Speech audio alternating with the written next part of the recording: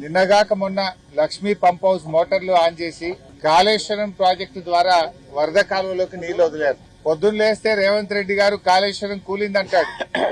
ఈ నిమిషానికి వరద కాలువలో ఉన్న నీళ్లు కాళేశ్వరం నీళ్లు కాదా? ఇలా వరద కాలువలో నీళ్లు వచ్చినాయంటే, వరద కాలువ రిజర్వాయర్ గా మారిందంటే లక్ష్మీ పంప్ హౌస్ నడుస్తేనే కదా వరద కాలువలోకి నీళ్లు వచ్చినాయి. ఇలా వరద కాలువ నీళ్లు కాళేశ్వరం నీళ్లు అవి.